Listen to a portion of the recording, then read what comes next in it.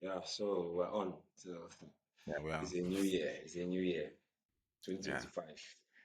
exactly. So we we are going to delve into what started the year. We won't want to go to the doom and gloom of Nigerian politics with the repeated what they call the tanker explosions and Yeah, I heard about that. a lot of those things. So, well, maybe another we'll talk about Nigeria road system and how to, make the road safe. But for today, we are going to delve more on the emergence of Donald Trump uh, as a president of the United States of America, POTUS, as I like to Mm, call it. And since his inauguration, we African presidents have been battling and struggling to align in different ways, mm, seeing where they can begin to understand his administration, his policies, especially in regards to trade. And so for a lot of people, Donald Trump's emergence, most Nigerians do not even know what it was going to look like. yeah. We just assume, we just follow the bandwagon that he was against a lot of our cultural and religious bias too, or sentiment, as you call it. A lot of Christians and Muslims know that Donald Trump was against the same-sex LGBTQ community and all those things. So they were strong on wanting the president who was going to put his foot down and not allow those things thrive. But since his emergence, we've seen a shift. Not just that, we've seen that he has said Americans first, meaning that if you're not an American, you're not going Mm, to have a full, let's say, you're not going to enjoy the whole of it that Donald Trump's administration is going to pretend. So in this episode, we're going to have conversation around Donald Trump emergence, like I said before, what Africans stand to gain, their trade, economic policies that we can gain from. Does it have a direct impact on our own economy, as we have, you know, as we had seen during the Biden's administration, and also which is very, very, uh, which stared us in the face is the immigration relation or the immigration policy. So mm. we want to know, are people going to be able to travel out to the United States? What are the conditions they're going to face?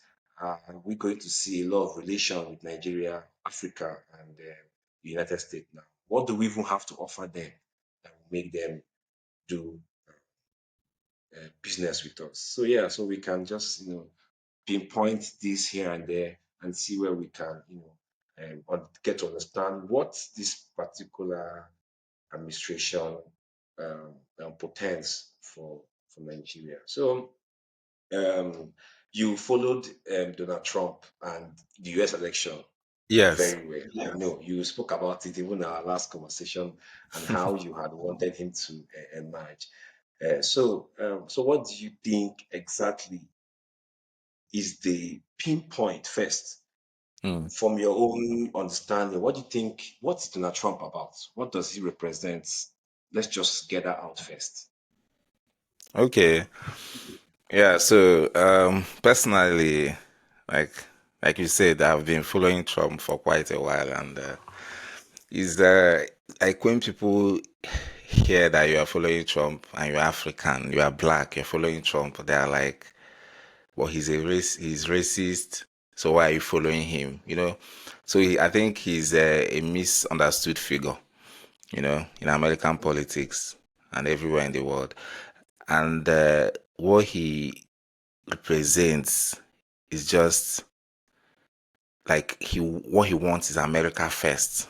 So people people feel like, at the moment there is this anti-Western propaganda that's going on, like people feeling that the West have encroached too far, you know, in their lives, like maybe like starting up wars, invading countries, and all those sort of things.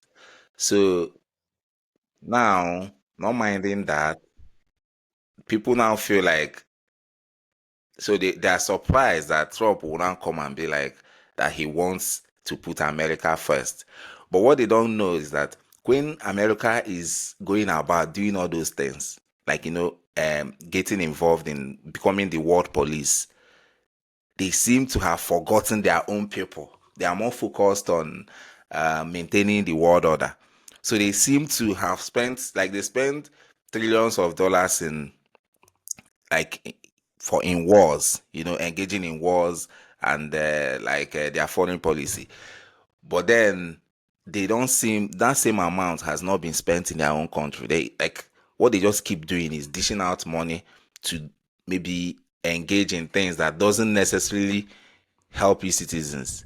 So now some of the citizens are realizing and saying, we want to be taken care of. And then Trump saw that and is now like, I just want to be focused on the US.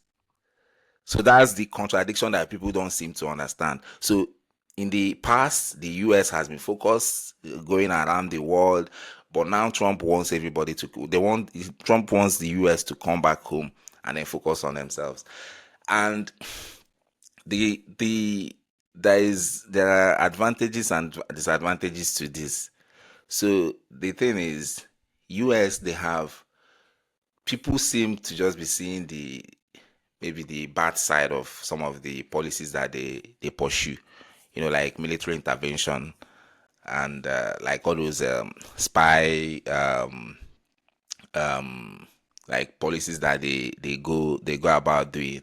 But they now seem to forget that there is, just like what we saw, immediately they announced that freeze of is the USA to Africa. So people seem to forget that some of the, like, even the malaria, even so, like some of these malaria drugs that we get, they are not that expensive.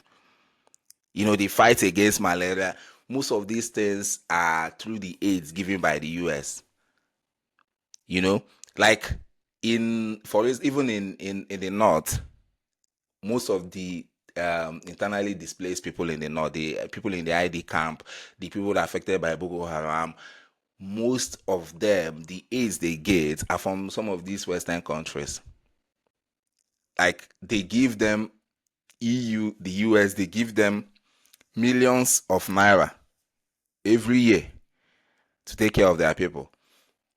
So, like, so that's what's happening now. That we feel, so we just seeing this is just a peripheral of, like, some of the policies that, if Trump wants to pursue a core American interest, like focused policy, how it's going to affect Africa. So so he hasn't even started, and then they just did this little freeze that they did, and everybody is crying. So it now makes you wonder. People didn't even know. People thought that, when you have HIV, like, they go to the clinic, they just get the drugs for free. So maybe people were even thinking that it was our government that was doing all that. They didn't know that they didn't know that it was these guys that were doing all those things to help Africa. So now this also, in terms of even trade, this also means that, like, what Trump is looking at, he's kind of a business guy. So what he's looking out for, if you see, he hasn't mentioned Africa much in his talking points. He talks about Asia, he talks about Europe, he talks about Russia. It now brings into the focus relevance. So, what is Africa's relevance to the world? So, people don't even seem to care, because it seems like we don't have that much to offer, you know, as maybe a government. And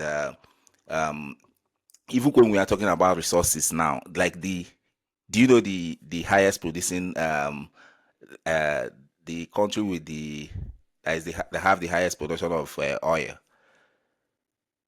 It's not Saudi Arabia. It's not Russia. It is the US. You get?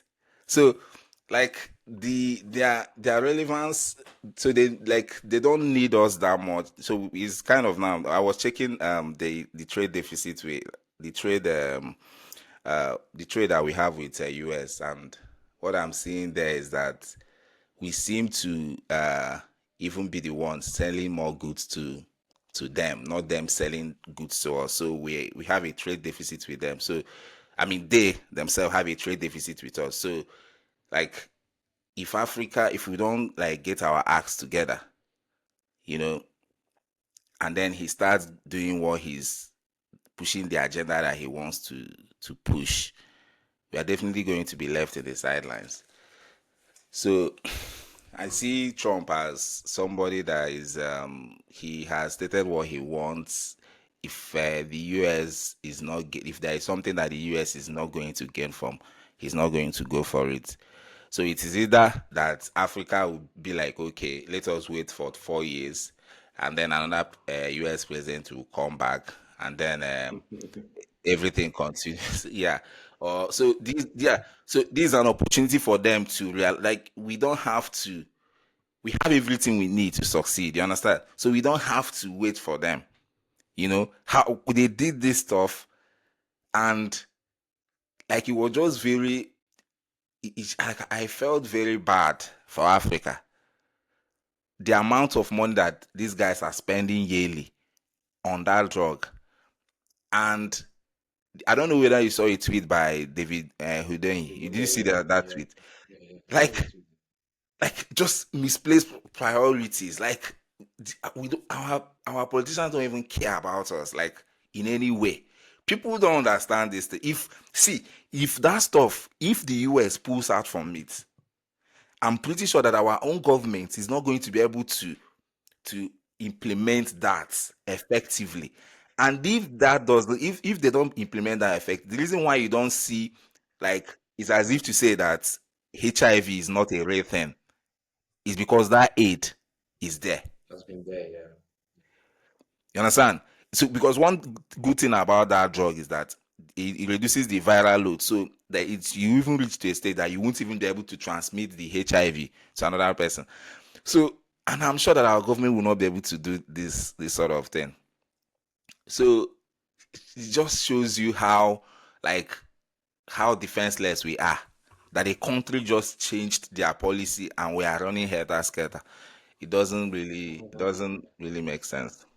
Yeah, I think for you have spoken actually very well, because definitely I was, where was I when Trump took over as president? I'm trying to remember, because I remember I used to be in conversations around Yeah. certain things, and I had like an opportunity to travel at that time, but then Mm.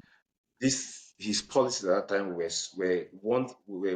not so were not the kind that we could maneuver around. So it became like a challenge. Yeah. So my point why I brought that up is that I'm just one person, and then after Joe Biden's administration, when this whole election thing was happening, in my head I'm thinking, if Trump emerges, this would happen, because I know I already faced this like this. This would happen. So the Mm. point is, I'm making that we have people in the Nigerian government who were there when Trump was president. Yeah. These people, especially those of them in foreign affairs, since they are our, arm of Yeah. foreign this thing, Yeah. these are people who should have started advising the government.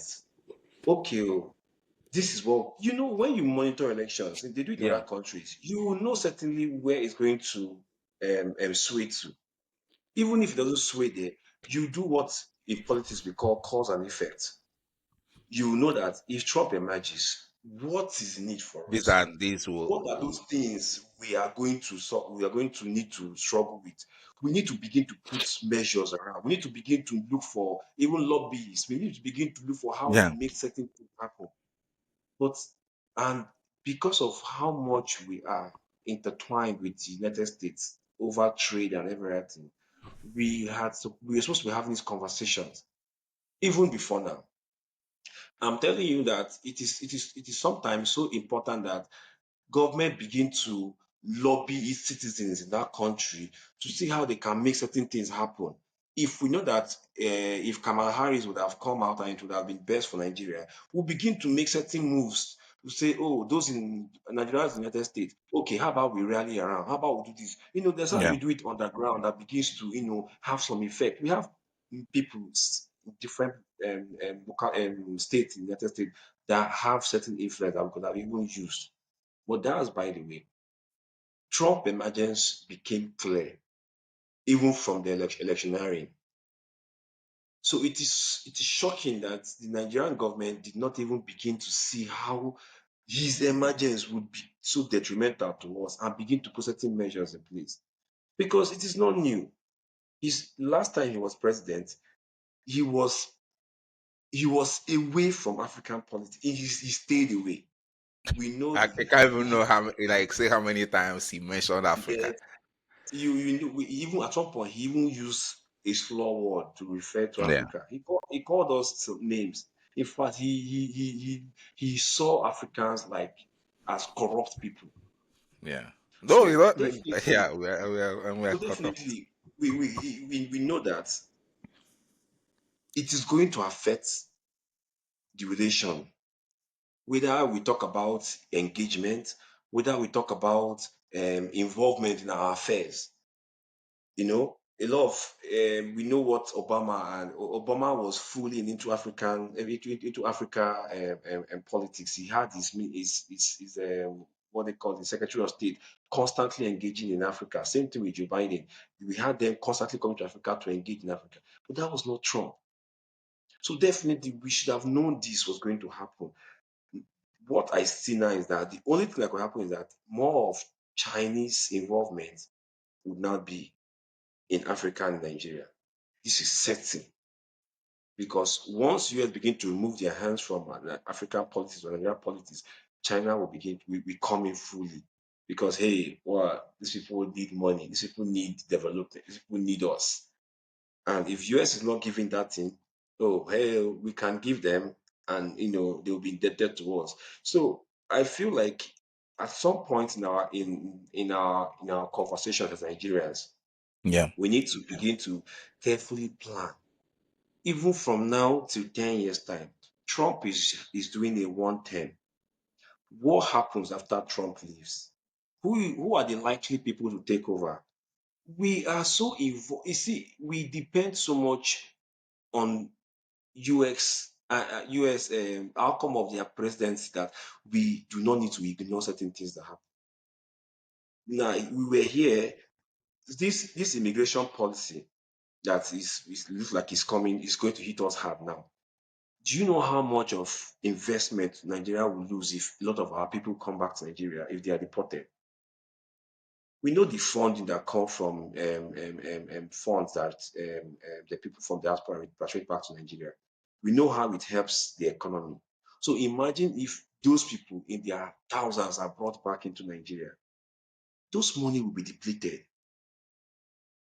Now, even going to US for a lot of things, whether it's training, whether it's school, whether it's imagine Trump cuts it because of his immigration policy. What happens to our education? What happens to what we can get from them? We have professionals who need to go there to study. What happens to if they can't access visa? We have business owners who need to go there and run business. What happens if they cut short the number of people that come to US every year? These are yeah, things that we need to constantly put in our conversations. But funny enough, it's not even happening. You talked about David Hunde in his post. I follow David Hunde a lot, and what he was talking about was about the billion-dollar road, coastal road that last year was contracted to a company that nobody knew from nowhere. That money is almost 30 times more than the money we were expecting from United States, 500 million. And we're talking about billions, about 21 billion dollars for that road and everything. That money could have been used to take care of the things you talked about, whether it's health challenge, whether it's education, whether it's, yeah. but no.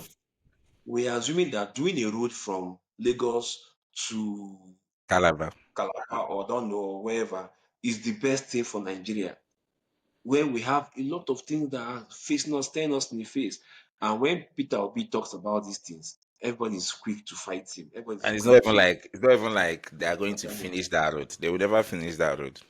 That road will not, the road has not started now. We finish in the next 2, 3 years. No, now it won't finish now. It's just a ploy. We know these things, just a ploy to get into power next year. We started the road. We want to finish it in second term. But the conversation now is we cannot always go into conversations blind. We cannot always go into situations Yeah. and act like we don't even know where we're coming from. Because it's going to get worse, not just for even people who are there, for those of us who are here. Because a lot of these things has a way of affecting us. Definitely. Because we Oh, need yeah. we need this relation. We need FDI. We need these partnerships to move. We need our oil business. Even if we keep talking about, we need, US economy has a way of, protecting us. It protects us a lot. So imagine if they just let us loose, go and be who we want to be, and not don't even come close to us. Our economy would slump deep, because even the oil we keep talking about, we still export oil to the US. We still export oil to the US. And so I know that I don't blame Trump at all. I don't even care whether he says America first or whatever first. It is his prerogative to look after his people first. If he decides to extend the hand of grace or whatever to Nigeria or any other country, it is just him being nice.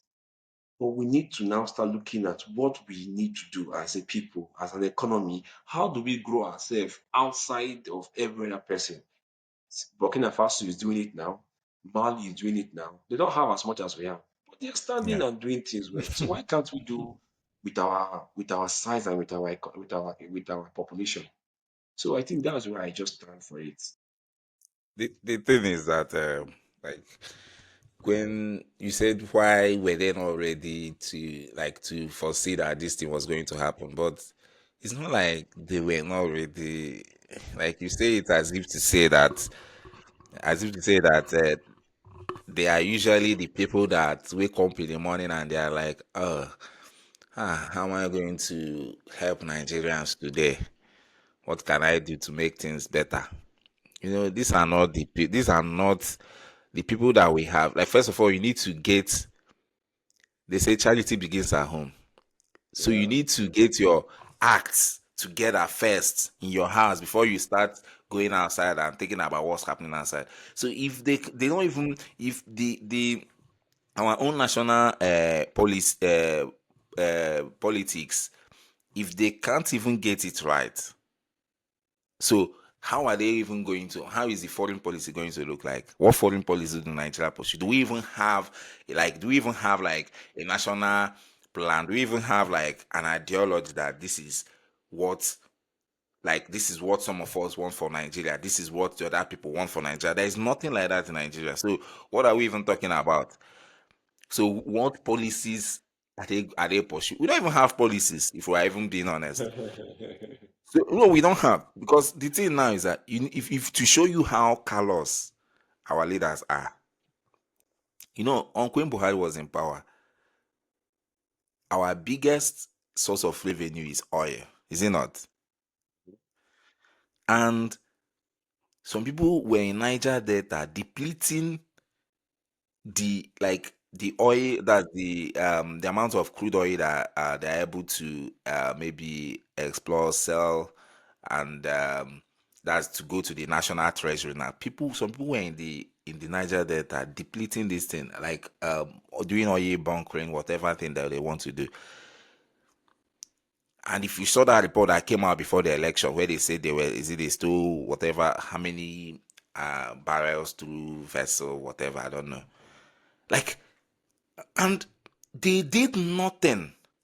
This thing is just like as if to say that, like, you are, like, you sit at home, and then you find out that you sit at home and there is this your uncle that every day as you are sitting at home, this your uncle is sending you 100,000 naira for doing nothing.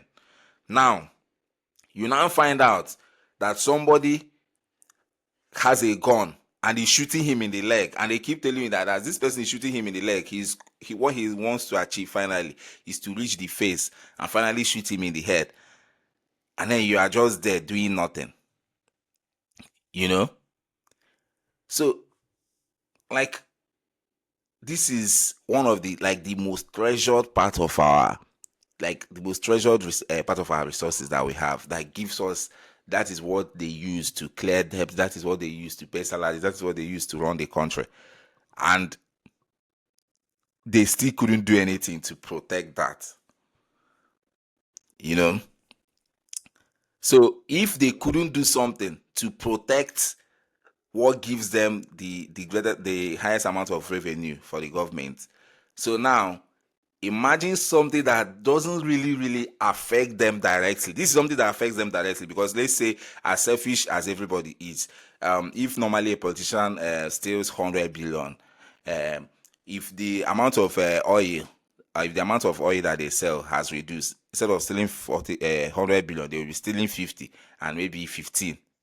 You understand? So if they couldn't even come together to do something on that, what makes you really think that they will be like, oh, as Trump is coming, this thing might actually affect us selling some things to the US, so it might affect our people, and our people will start coming back, they are not going to.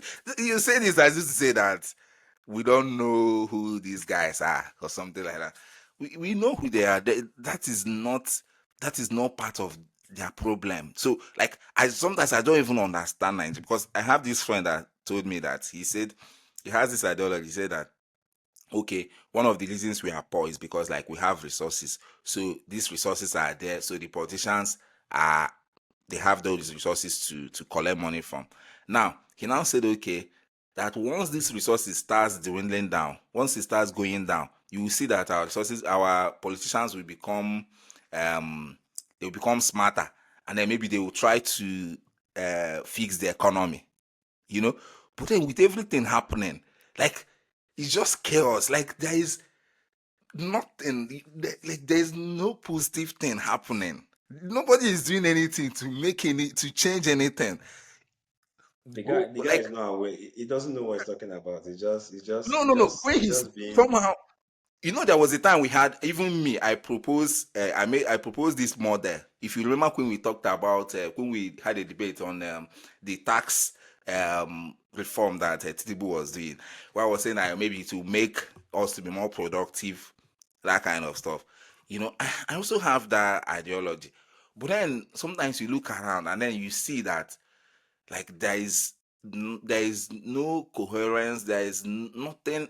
They don't even know what they are doing. Like, everybody just pursue as they are there. What they are just pursuing. If they wake up in the morning, whatever thing comes to the table, they try to solve it. If they can't solve it, they leave it to the next day. Like, everything just keeps spiraling out of control. Like, I don't know what's happening, bro. So, and then you talked about lobbying. Why do you think that Israel, when this war was happening, I told there's this my friend, I told him, I said, nothing is going to happen to Israel.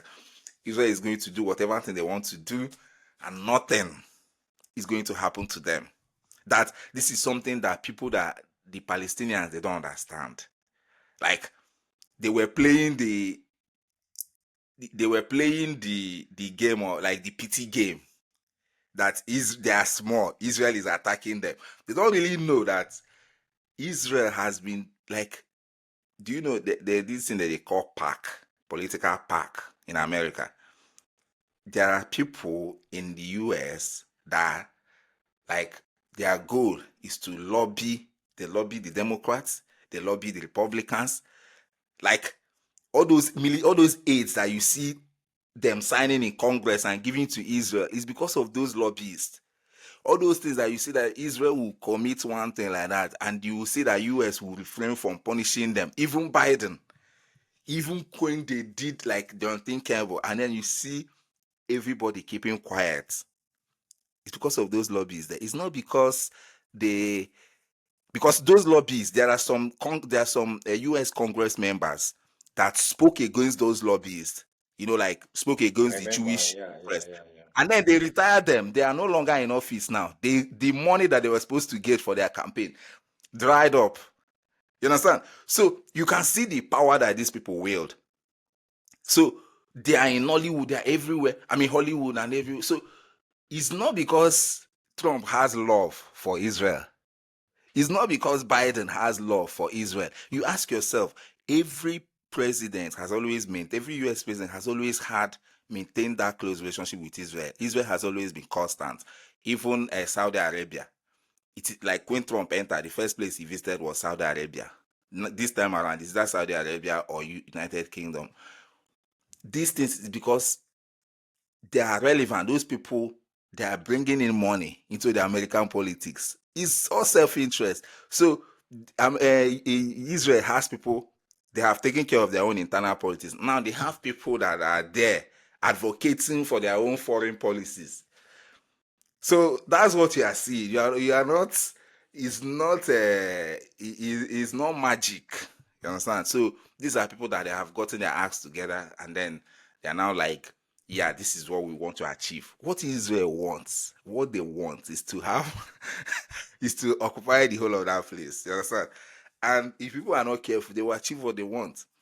So, like, that's the point I'm getting at. That there's no way that we are going to have our maybe foreign interests being protected if by these same people that you think that that they don't even protect you internally. There's no way they're going to do any of that. So So are you saying that Nigerians should realign? You talked about that we don't have foreign policy, so we don't even have a national interest, which is I agree with you because I've not seen one, I've not heard of one.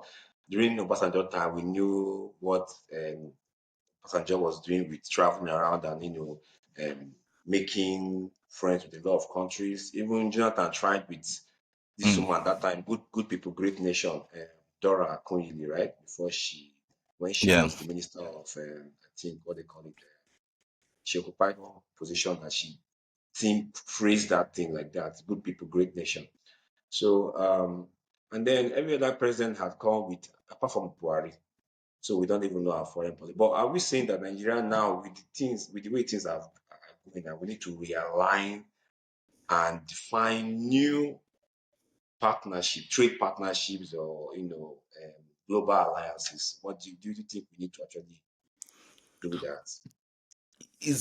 like is not like how do I put it? Like what I'm saying is that like we are not intentional because if you look at, let's say, India, they know what their national policy is. Their national policy is that they, like, let's say the dispute they have with Pakistan, they know that whatever thing they have to do, somebody that has that in their interest that will be on their side on that is going to be there.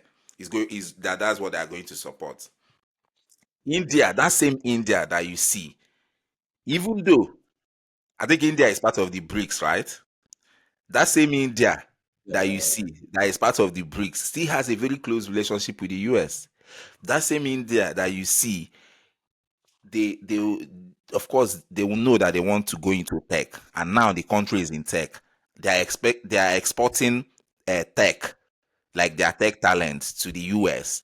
So almost most CEOs in major companies in the US are from India. So they know that like they would always be relevant to the US.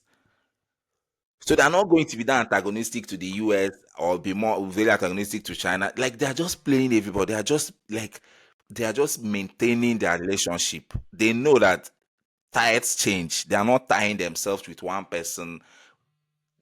When it comes to one policy, they know to like to who they have to maybe bow down to or who they have to lobby to lobby to, and then where they have to take their stand. Even I don't know if you saw, there was a time, um, there was this guy that was assassinated in in Canada. The guy is from India, so the Canadian government was were accusing the Indian government of being the ones that assassinated the guy. I think the guy spoke against India or something like that. So, but you can see that nobody did anything to them, even if you have evidence that such a thing happened. Nobody, even the US, nobody did anything to them. The Canadian PM was shouting, doing whatever thing to make sure that India was maybe punished for that, but nothing actually happened because US wants to keep India in the food. China also knows that India is a big, you understand? So like Yeah. it's all about what you have to offer. So if you want, first of all, to be that relevant that people take you seriously, then you need to maybe, what I'm saying for us Nigeria is that we need to forget about all this foreign whatever. Whether you want to go and align yourself with China, is as if to say that you have a slave master, and then you are now, when you have gotten free, rather than being free, you now want to go and tie yourself to another slave master. China, whatever thing you accuse the US of doing or not doing, China is not an angel. China is not, they were not sent by Jesus Christ to come and help you. China is also, yeah, they're also pursuing their own national interest. And because they saw this anti-Western agenda, they said, okay, let us use another approach. So because people they believe this colonization, whatever thing that the West did, so China is coming another way. But that way that are coming, if you look at it critically, you see that it's colonization in a way. China is building up their military. China they will give you loan. They will give a country loan that they know that these guys are never going to pay back. They know that it's impossible for these people to pay this loan back. And that is like, that's just modern day slavery. You look at a country like Nigeria, all the loans that we are getting, how are you ever going to pay it back? Because they know that no matter what, those people that are giving that loan, they can't help themselves. They are definitely going to take into that, like to maybe take that loan for themselves, for their own personal use. They're not even going to use it to help their economy. So they give you that loan, and then they give you some conditions, and then whenever they come in into your country, whatever thing you just see them creeping in, whatever thing that they want to do, just look at. There was a time there was a time I think Africa helped block one motion that was supposed to be against China. This is how it's like, you in the United Nations, they couldn't vote against it, bro. I think there was one, I've forgotten that motion like that they wanted to pass in the United Nations, and Africans, they couldn't vote against China. You understand? That's politics normally now. Of course, yeah. So when people think that the solution is to go and tie themselves, to leave US and go and tie themselves with another trading partner, that's not the solution.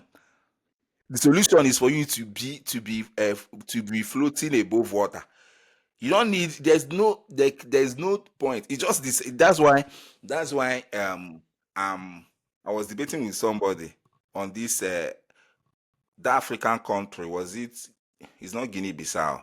Was it Niger or Burkina Faso? There is this African country that um expelled French troops. Guinea, Big Burkina Faso, Mali. It's Burkina Faso, right? they expelled they expelled French troops, and then people were happy. Yes, yes, finally against the West, this and that. And then they welcomed Russian. They welcomed Russian operatives in their country. I'm like, seriously? Because you feel like you are against the West, and Russia is against the West, and you think that your interests are aligned. How? Like how? How does that? So we just don't get it. We just have not been able to figure this thing out. Like that you don't actually. you can be friends with Russia. Israel is friends with Russia. Israel is friends with everybody. They are not only friends with the United States. You don't have to Mhm. tie yourself. You just like tying a rope on your neck and then you give somebody. Of course, they will drag you wherever they want to drag you. Just keep calm, focus on whenever the people need you, they'll be like, okay, guy, we need you, this and that. There are so many things we be say, like if these people could get their acts together. For instance, there was a time I read Germany, they were proposing uh to build a pipeline from Africa to Europe, a gas pipeline, because they don't want to they keep depending on Russia. Imagine they are depending on Russia for their gas and all that. So, but you know that our people are never going to be serious with such a thing. They won't even be able to achieve it. And our people are not even interested in gas, natural gas. The only thing they know is crude oil. If it's not crude oil, they don't know anything about it. They are not like they are not adapting. Like they just don't care. Like they just I don't know. It's as if to say that you just wake up in the morning, you go to work, you go to your 9 to 5, and you do what you're Yeah. supposed to do, and then you come back, and then you still go to your 9 to 5 again, and you come back. Like you can't think to yourself, okay, they paid me salary, let me use this money do this. Like I don't know whether I get what I'm saying. Like I understand you definitely. Well, there's you a lot serve to a talk help. about. Yeah, we have to go. And but the thing is that you talked about realignment. I just saw a tweet now. I don't know. I was just checking something. I saw a tweet that says Yeah, President Trump issues warning to BRICS as BRICS country and yeah. threaten 100% tariffs if they attempt to replace the US dollar. The idea that the BRICS country are trying to move away from dollar while we stand by and watch is over. So a lot I of think that was years ago or something. no, this is That was during this the is recent. campaign. I don't think that's recent. This is recent. This is tweet today, 31st of January. I just saw the tweet now. This one From is who? even from BRICS News. This is their official Bro, is it tweet. that BRICS So news? I don't even believe. no, actually, I'm seeing other news that talks about it. I'm seeing that Okay. Wall Street even has posted it. Have posted it, and so it is okay. Yeah, Donald Trump even tweeted it today. So Donald Trump tweeted it today. I'm seeing Trump tweet too. So, well, it's going to be a lot of politics Yeah. in He even this said it. Trump said it during his campaign. campaign.